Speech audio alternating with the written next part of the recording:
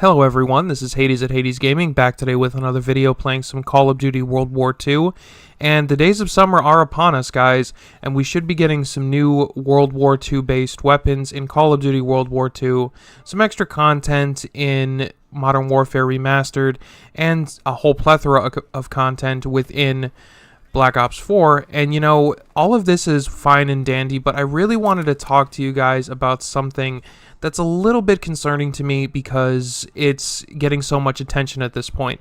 I'm sure a lot of you remember that during the era of Call of Duty Modern Warfare 2, there was a lot of media attention solely focused on the No Russian mission. And the No Russian mission, while very violent and very evil and very terrible, it's not really something that you really care too much about. By today's standards, it's a lot less violent than a lot of the things that we're seeing in horror movies and superhero movies and things like that.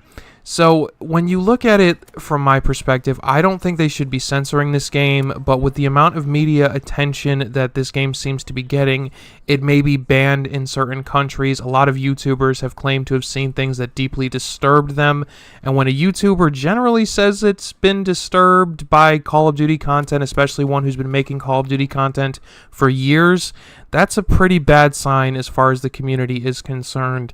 Even with the most violent video games, Grand Theft Auto and things like that, there are very rarely any type of mission where you go after civilians. I mean, obviously you can go after civilians in the streets, and one would argue that the whole concept of killing a civilian in Call of Duty is not possible because you literally fail the mission if you shoot a civilian in any other Call of Duty game, especially within Modern Warfare 3. There's multiple chances for you to shoot civilians, and even Price says don't shoot the civilians.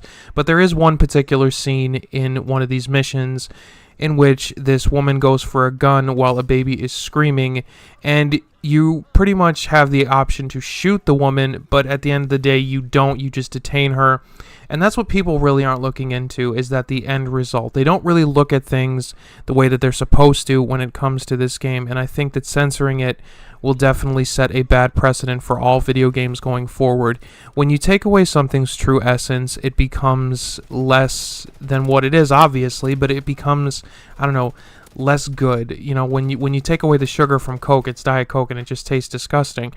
But I'm very, very concerned about this. This is deeply, deeply troubling to me because I have played some of the most violent games on Earth, and I have never had the urge to go out and hurt someone or kill someone or do something terrible along those lines. And if that's what the media generally thinks that kids are going to do, then here's a clue. Parent your children. Do not allow your children to play these games, and do not allow them to become corrupted, as you say, by these games by paying attention to the ratings board. I am strongly encouraging any parents who watch my videos, if there are any out there, do not let your children play this game. It is not for them. Let them play Fortnite. Maybe when they're older, let them play this game, but this is a very dark, gritty experience. This is as close to war as we can get as civilians.